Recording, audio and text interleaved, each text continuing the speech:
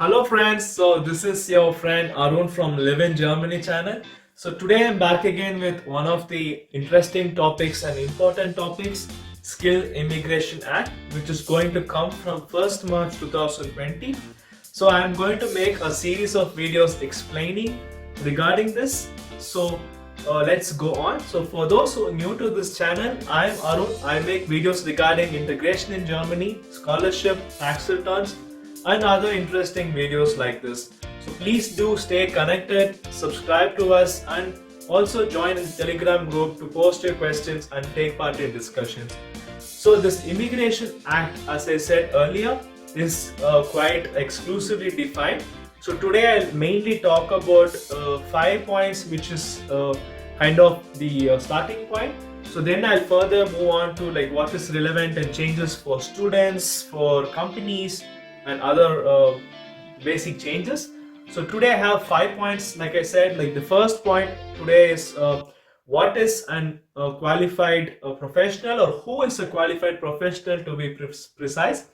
And the next part is how to access the labor market, how this new law will change that, and then the possible employment opportunities, and the last before one, qualified professionals with vocational training, how they will be allowed to work on jobs. And the fifth point and the last point is what is the change in getting a permanent resident for these people. So these are all the 5 points. Apart from that, there are also other changes. We'll see that in the next part, like I said. So let's go on to the first point, like qualified, or who is a qualified professional. So I'll also put it on the for you to read, guys.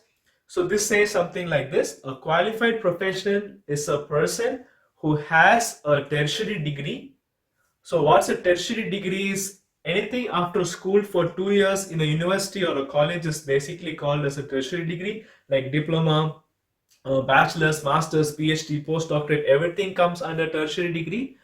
Or a person who has gone training process course like apprenticeship, for example, followed by a vocational training for a period of 2 years is also considered to be a qualified professional right now. So this is a huge change actually. So if you're somebody who's in this category, this video will definitely interest you. So next point we have is how to access the labor market and what is the change in that. So this new law will actually make it easier for us to access the labor market, in short. So first of all, like I said in the previous content regarding qualified professional, whatever category you come under, whether it's academic or vocational training, you have to get your degree recognized by the Germany government. So there is a whole process for that. We will see that exclusively very detailed in other video. So once your degree is recognized and you have a job contract or an employee contract from a company, you are eligible to work. And what does the Federal Employment Agency till now did? They normally have a priority check to see if any other qualified professional from the EU is available for the same job. But now this has been removed. That means you will be treated equally with any other person who is from EU. So if you are qualified and you got a job contract, this federal agency will not do this priority check. So this is a very good news.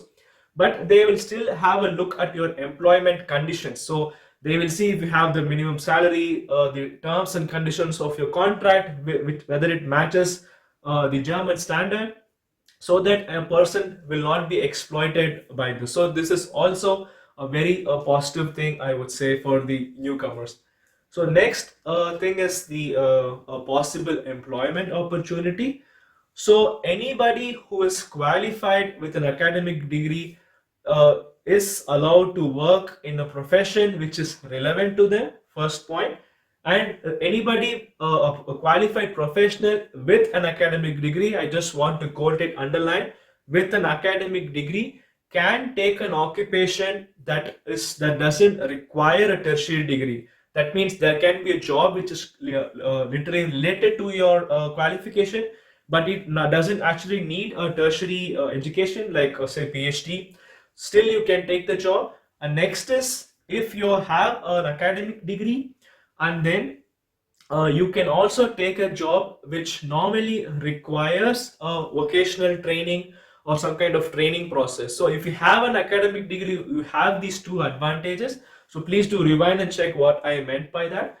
So you can take a job which doesn't, which actually requires a vocational training, like I said. So further adding to this, this will actually free up the market.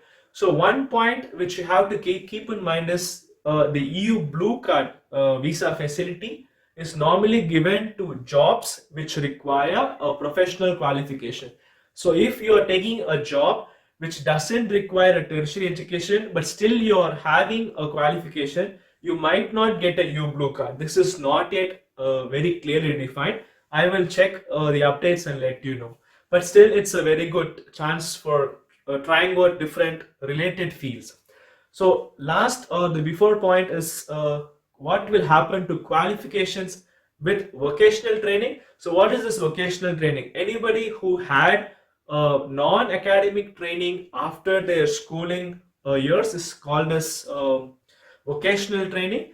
So these people are not anymore restricted to do the jobs which they are like meant to, but they are also can take related jobs. Like if they have a training and some kind of relations that with the new occupation you can still take. And what is very important in this is before this vocational training was restricted to jobs where there was a very high shortage of skilled labor, Fachkräfteeinwanderungsgesetz, the German word for that. So if you are somebody who has a qualification and still there is not huge shortage, but still they're looking for somebody, you can also apply and get a job. So this is going to open up the market.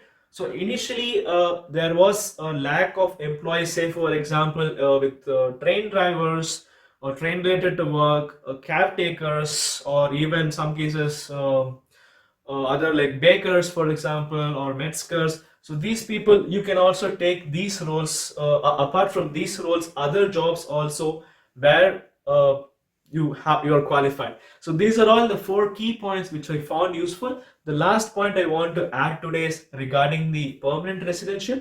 So for those who come through this way of vocational training or like the way I have explained recently, if you are not eligible for a blue card, still you can go for a permanent resident in 5 years of time. But this has been reduced now to 4 years. So if you're in Germany for 4 years doing this job, you can still get a permanent residence. So this is a boon. So there are other points, say like how to actually move to Germany, for example. What is the criteria? How can I come for an apprenticeship? What changes it will happen for students? How the company should actually adopt this. So if you know all these points, you can actually talk to your companies also. So I'll explain in the next videos more in detail. I hope you liked the video. Thanks for watching. Please do share with all your friends who will be interested in knowing this.